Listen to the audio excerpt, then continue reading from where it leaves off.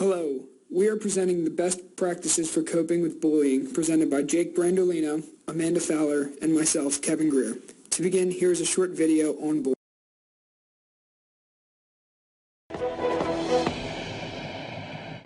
The suicide of a teenage girl in British Columbia is drawing attention tonight to the issue of bullying. Before she died, she chronicled online what she'd endured. Now, as Duncan McHugh reports, much of the response is also appearing online. The video is heartbreaking. A 15-year-old named Amanda. She never speaks, but recounts how she descended into depression and self-harm after months of taunts online, progressed to attacks at school. She uploaded it to YouTube last month. Yesterday, she took her own life. She had changed schools a few times, but couldn't escape her tormentors. Now, classmates are in disbelief. This has been going on for a very long time. If I was her, I would have done it way before. To be bullied to the point where you have to, kill yourself, I don't think that's right.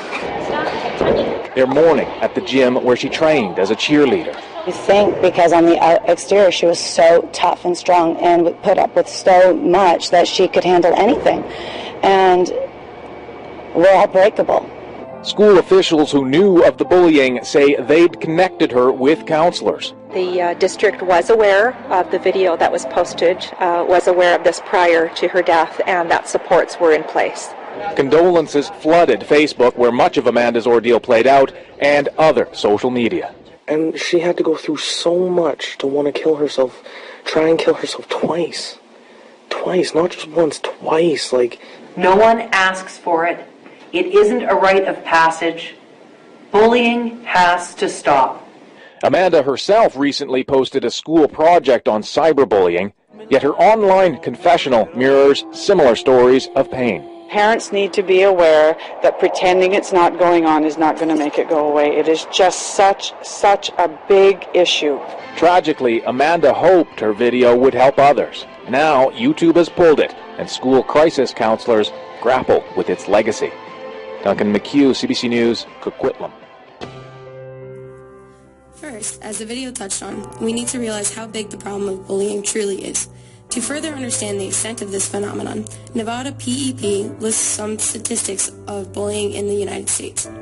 Over 14% of high school students have considered suicide, and almost 7% have attempted it. On the playground, every 7 minutes a child is bullied.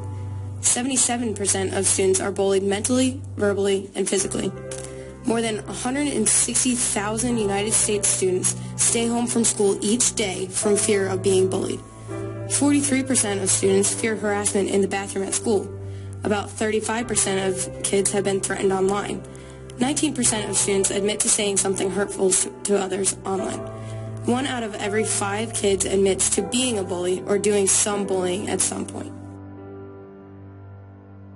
Now that administrators and teachers are recognizing how big the problem truly is, we need to find effective coping strategies to deal with bullying. Before we can cope with it, we need to know what it is. Bullying is the systematic use of physical or mental abuse to establish the dominance of one person over another. It happens for many different reasons through multiple mediums. In every case of bullying, there is a bully, a victim, and a bystander. First, looking at bullies. They are not born, they're made. Most bullies fit into 2 categories, marginalized or socially connected. Marginalized bullies generally have multiple issues, and bullying is just one of the ways they protect their own mistreatment onto others. In other words, they have been bullied, so they bully. Socially connected bullies are generally well connected with their peers and use bullying to gain and maintain acceptance and popularity. This cycle continues since it is socially accepted in schools and society. On the other hand, the students who tend to be singled out are shy, cautious, soft-spoken, and viewed as weak by the bully. Bystanders are also involved in bullying. The bystander effect states that the more people around to witness bullying, the less likely it is that a person will step out to prevent it from happening. This is the idea of diffuse responsibility because each person assumes that someone else will intervene, so no one does. An example is the Kitty Genovese case from 1964. She was brutally murdered at 3:20 a.m. and was screaming for help, but no one came to her aid or called the police. About a dozen people heard her, and no one did a thing. The bystander effect needs to stop, and can be, with education and awareness. Bullying is at an all-time high in school settings. Bullying can take place overtly and covertly in the school. School administrators find it difficult sometimes to have bullying stopped. The need for school-wide strategies have to be fostered in the early years and then grow and develop throughout the educational years. These types of programs, if implemented correctly, can bring about a systematic change to the bullying epidemic. These complementary anti-bullying programs are created for the K-8 levels. Quit It is intended for the use of K-3 students and focuses on topics of bullying and teasing within the classroom. According to Kilpatrick, Quit It addresses these three sequential themes. 1. Creating our rules. 2. Talking about teasing and bullying. And 3. Exploring courage. The Bully-Proof program expands on Quit It and its themes to the 3 through 8 levels by developing students' vocabulary that helps the students communicate about bullying and types of harassment within the schools. Bully Busters is also an anti-bullying program that is implemented for grades K through 8. The program focuses on educating teachers on the skills needed to decrease the amount of bullying going on in their classrooms. According to Kilpatrick, Bully Busters uses a series of lessons that develops both the teachers' and students' knowledge of bullying with an emphasis on skill building. Similar to the Bully-Proof program, Bully Busters focuses on lessons that teach an overall vocabulary and understanding on bullying and victimization. Bully Busters uses a school-wide team known as a Bully Busters support team. This team is made up of teachers and staff and is overseen by the principal. The faculty regularly meets up to discuss bullying throughout the school and ways to dampen the problem. Teachers and/or students can bring bullying situations to the team and then work together to find an intervention. The backbone of Bully Busters is the dedication of the Bully Busters support team. Another program presented by Kilpatrick is Steps to Respect. Steps to Respect is a school-wide program put in place to build positive relationships and decrease the bullying in the school. The program achieves these goals through student curricula that teach friendship skills, coping skills, and reactions or responses to bullying situations. Steps to Respect also uses staff training and periodic handouts to parents to correspond with the bullying program in the school. Steps to Respect is known for taking a coaching approach towards the students through 2 5-step processes. These processes consist of one designated towards those who bully and the other designated toward those who are bullied. We will discuss these 5-step processes in classroom strategies. Classroom strategies are implemented with the teacher being the maestro of their classroom. Important key parts of the classroom strategies against bullying consist of the 5 steps introduced above, the environment of the classroom, and open lines of parent communication to both the bully's parents and the victim's parents. Also, fostering good relationships in the classroom is key.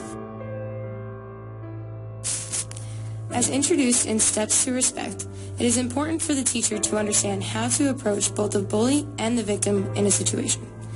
Steps to Respect proves to have 2 effective 5-step processes that all teachers can use to address the circumstances surrounding bullying. According to Kilpatrick, teachers coach students who are bullied by affirming their feelings, asking questions, identifying what has and what has not worked in the past, generating solutions, and following up. Coaching for those who have bullied consists of identifying the problem, asking questions, applying consequences, generating solutions, and again following up. With the use of these 5-step processes in place, bullying can be successfully declined within the classroom. Another way to decrease bullying within the classroom is to have a positive, strong, anti-bullying classroom environment. A strong classroom environment is headed by the teacher who is responsible to act as the role model to all students in the classroom. Teachers must respond to all bullying situations consistently so that students will follow the example. According to Rodkin, to create a democratic classroom climate, it is important for the teacher to identify student leaders who can influence their peers to stand against bullying.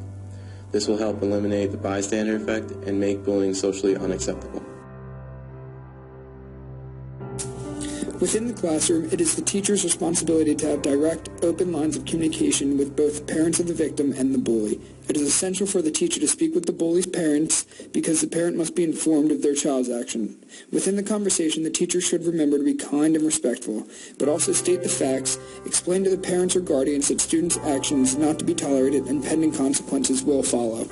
It is crucial for the teacher to have the same type of communication with the victim's parents. The teacher should remember to explain to the parents or guardians the situation with what is going on and to assure the parents it will not happen again. As we mentioned in the traits of a bully versus a victim, the victim tends to be vulnerable and lack friends.